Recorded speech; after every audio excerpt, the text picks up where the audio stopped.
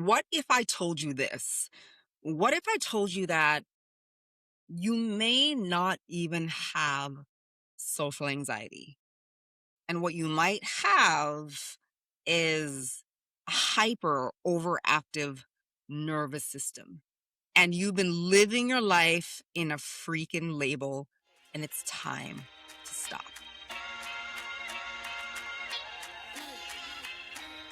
Welcome back to With Karen D, the podcast, the one place where we get real about one truth. Good things do not come to those who wait. Good things come to those who go out and get them. If you're new to this podcast, I am Karen Donaldson, celebrity communication, body language, confidence, and peak performance coach. I know it's a lot of words, but keeping it plain and simple, I help high performers show up with more confidence and clarity so they can walk into any space and own it, whether they be a CEO, an entrepreneur, a professional athlete, or a celebrity that we see on TV all the time. I help them learn how to show up under stress in a manner that they can control. Now, if this is the first time watching my podcast or listening to my podcast, make sure you hit follow. Make sure you sign up to get the notifications. And if you have something to say, I want you to say it beneath. Because now is a conversation, or now is time for the conversation that I want to have. I was stuck there for a minute, but stay with me because I'm excited about this one because it might challenge people, right? This conversation is super important. And if it challenges you, I'm telling you to bring it on. I want to see conversation in the chat area or the area where you comment, right? Because it's okay. I want to shake people up when it comes to this. So I'm going to say this again, just how I started. You may not have social anxiety. You possibly have an overactive nervous system. Because here's the truth of the matter. Right now, people are labeling themselves way, way, way too quickly and way too often. I have social anxiety. I'm awkward. I can't handle a lot of people. Even things like I totally hate networking. It's not something that I know how to do. Now, let me be clear before you come for me in the comment area. Social anxiety is very, very, very real. I know that. I know people are on medication for it. But what I'm seeing more and more is people taking normal nervous system activation and turning it into their personal identity. And that's the issue. That's what I'm calling out. That's possibly what I'm calling you out on. Our society has been just really quick to label ourselves based on a few symptoms that we see on TikTok, a few symptoms that we see posted on Instagram. Just a few moments of discomfort, we're labeling ourselves. And once that label lands, once that label hits, people stop questioning it. And then all of a sudden, we become that label. And that, my friends, that changes how we move through the world, how you show up, what you do and don't say, or what you do and don't do. Because the reality is this: words shape our identity, and how we identify fully shapes our behavior. So today we're going to talk about it all. We're going to talk about what is actually happening to you, because you may not have social anxiety. I'll say it again. You may not have it. It may just be an overactive nervous system mixed with like this whole self-protective behavior and thinking pattern, mixed with a little bit of lack of understanding around what's actually happening in your body. And then once you understand that, you stop fearing yourself and you stop fearing these different settings and these different type of situations, right? So let's go there right now. Here's a problem with labeling everything. Labels most often lead to limitations. And here's what you probably do not realize in the process of labeling yourself. Your brain is always listening to the story that you repeat most. So every time your heart races and you say, here we go, my anxiety is freaking sky high, you literally teach your brain that this situation is dangerous. And now your body starts preparing for danger before that moment even arrives. And that's actual conditioning. And the scary part is that people reinforce it every single day without realizing it. And here's what happens. You stop going places, you stop speaking up, you stop posting online, or you hesitate and you just don't ever do it. You rehearse conversations in your head that aren't even true. And then you start to become hyper aware of yourself. And sadly, and I say it's sad, because little by little, your world or people's world gets really small because they've trained themselves to associate normal nervous system activity with danger. And that's a whole different ballgame. If your heart races before you speak or before you give a presentation, my friends, that's normal, even for keynote speakers who speak for a living. Now, if you get sweaty palms before you walk into a room full of people, that is also normal. Your nervous system activating, right? If your nervous system is activating before you get antsy, like, if you get antsy before you hit record, for those of you who hate to be online, it means that you're human. And I need people to understand this. Your nervous system activating is not a dysfunction. It's your body trying to prepare you and protect you. And here's where I believe this big gap and disconnect is right now. Nobody has ever taught us or talks about what normal nervous system activity truly is or what it feels like. So what happens is most people panic when they feel it. They start feeling, feeling that fear, and they start to fear that feeling, that normal nervous system activity. And that's when that whole spiral in your mind begins to start. So no, there's nothing wrong with your body. Your body is not running amok or betraying you.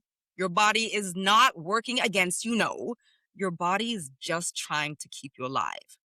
And that's the nervous system's job. It's protection. That's it.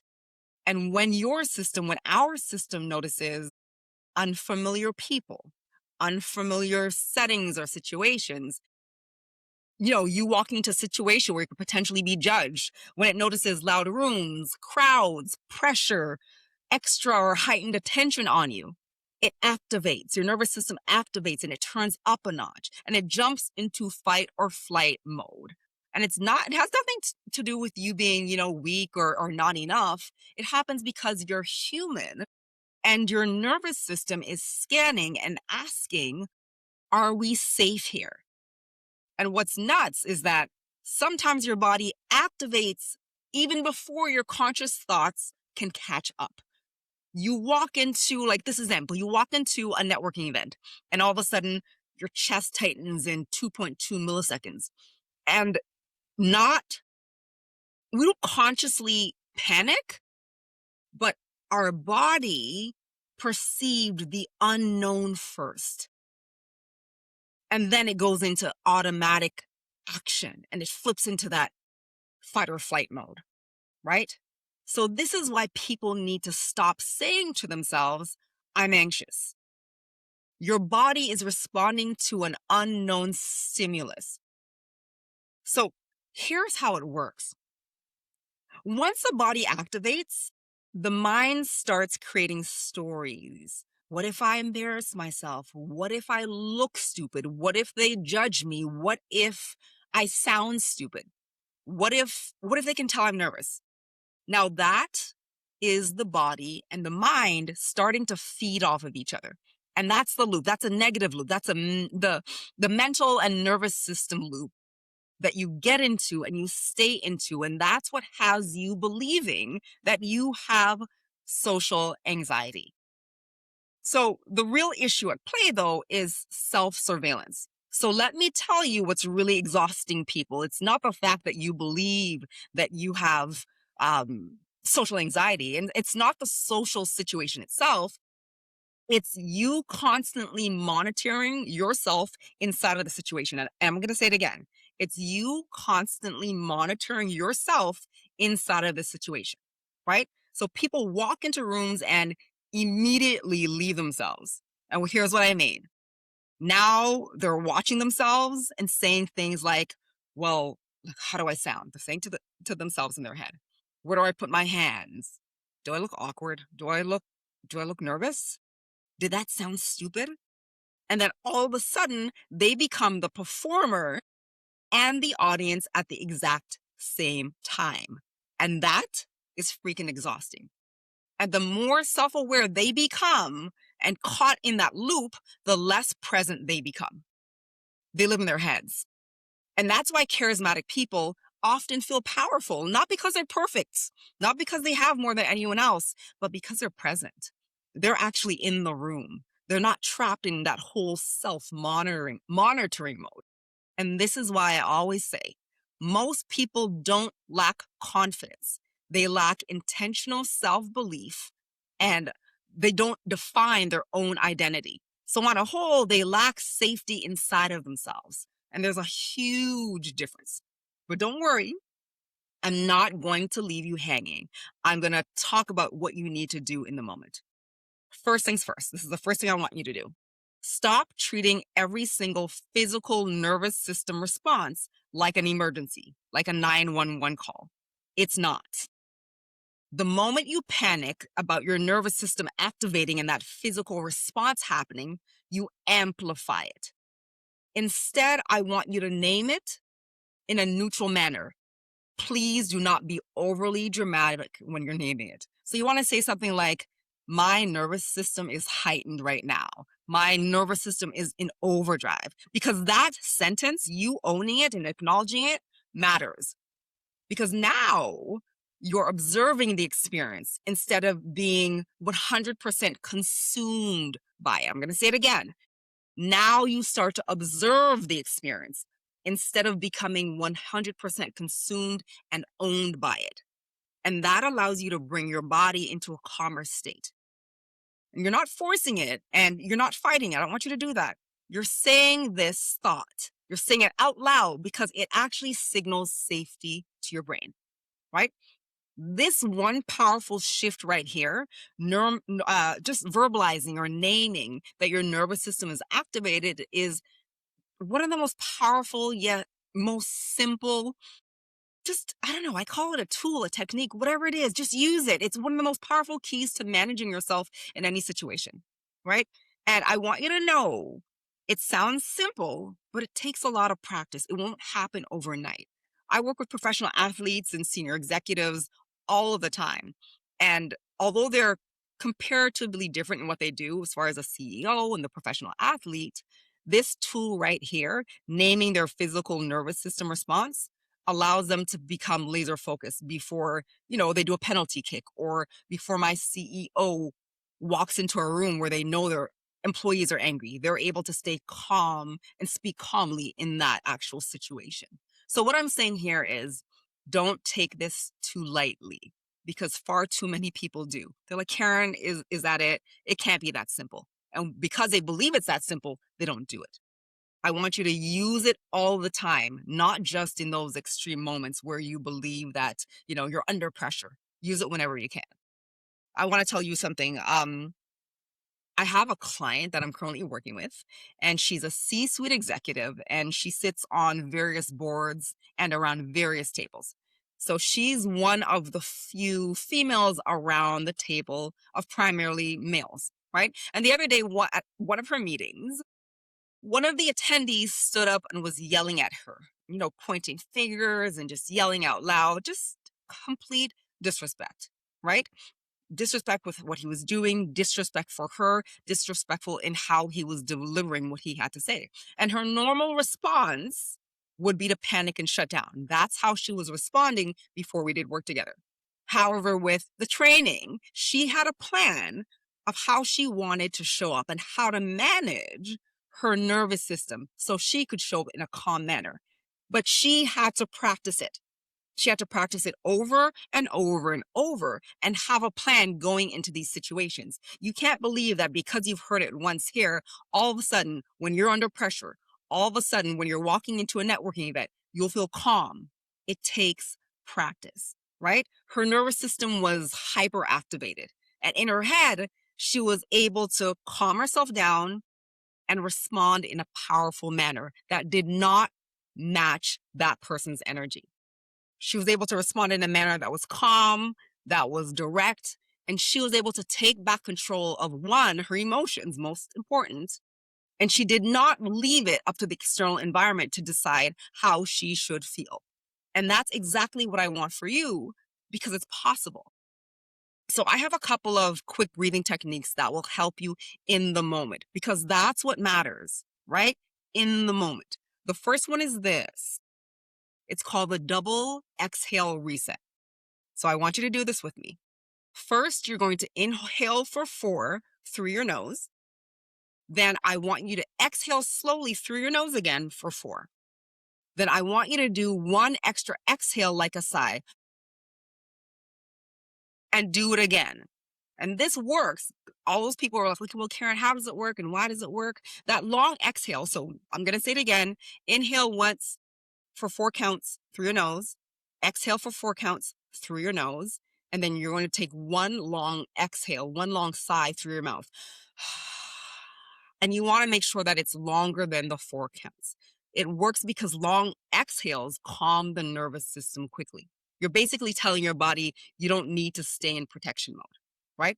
And I want to tell you, this is not mindset stuff or fluffy stuff. It's physiology. Like, this is how our body works. I don't care if you're 10, 15, 25, 65, 85.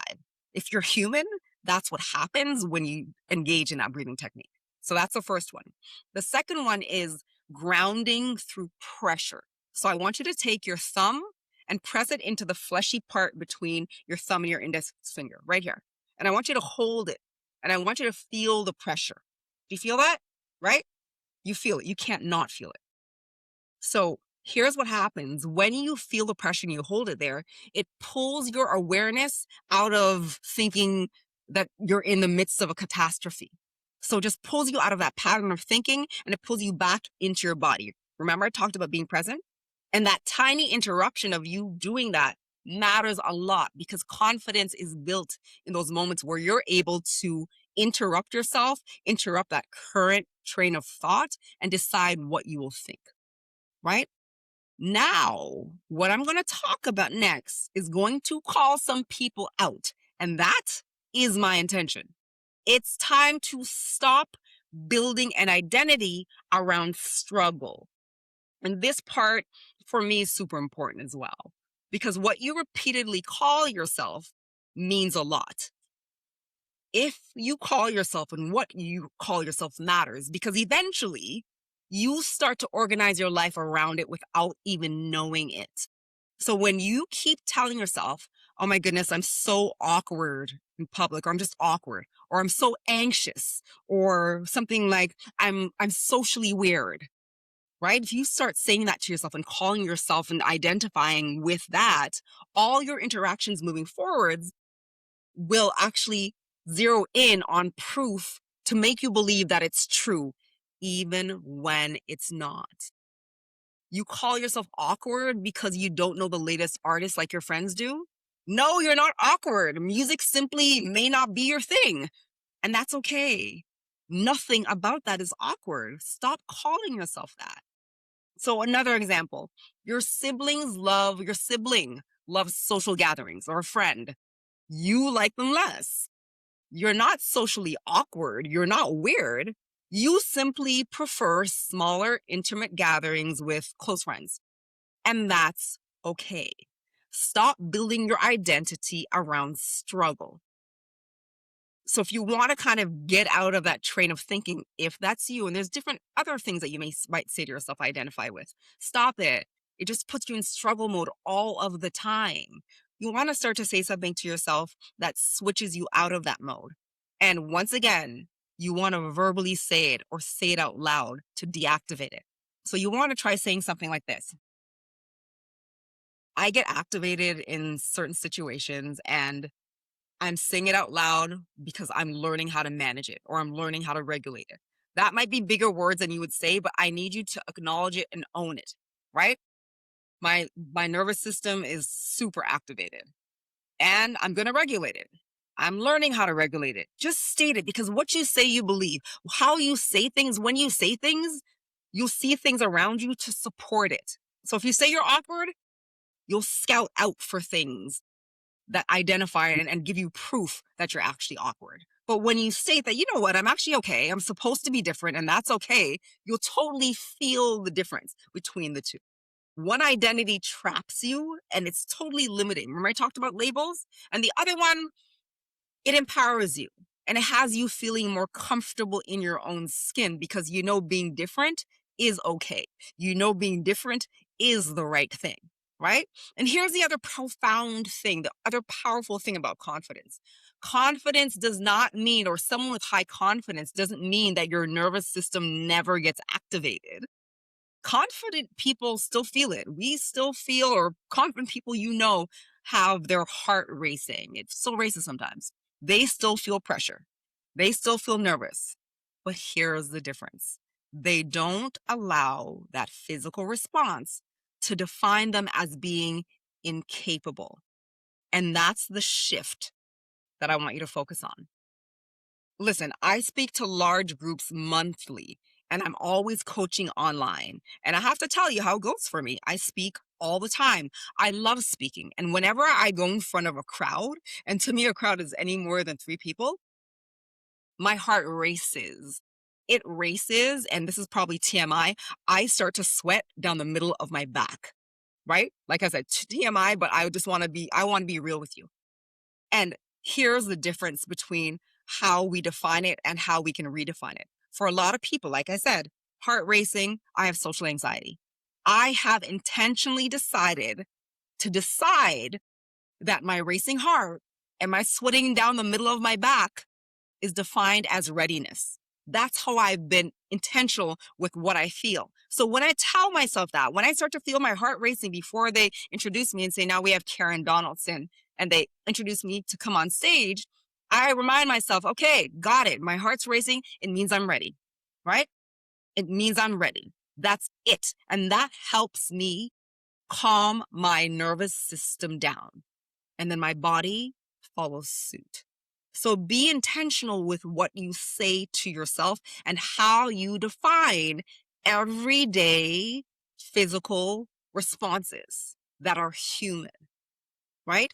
Confident people experience nervous system activity, but they trust themselves enough to stay in the moment and not define it as something negative.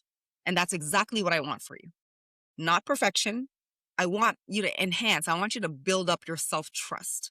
I want you to build up and be intentional with your self-identity. I want you to be intentional with what you tell yourself because it matters. Don't allow your environment to dictate who you are in this world. You decide it. Take ownership. Take the reins. Tell yourself what you want to be true about yourself. I don't care if 15 people tell you that you're awkward in this situation. You don't have to prioritize their words over your own, right? If you take anything from this episode, I want it to be this. Your nervous system activating does not mean something is wrong with you. You are not broken. You're not weak. You don't suck.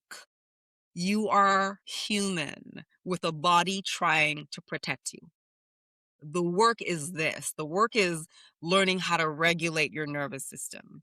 Your work is learning that you don't have to fear these physical responses, that it's normal.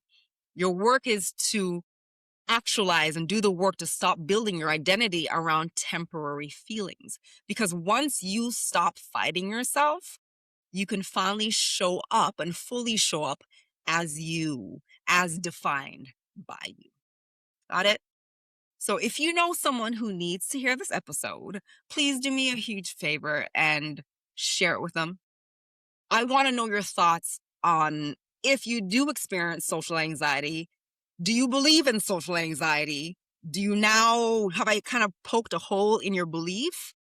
Do you think it could possibly be an overactive nervous system? I want to know what you're thinking. The good, the bad, the ugly in between. Bring it on. Let me know what you're thinking in the comments. And at this moment, I thank you for being here with me on With Karen D, the podcast. Before I go, I want you to remember one thing. Good things don't come to those who wait. Good things come to those who go out and get it.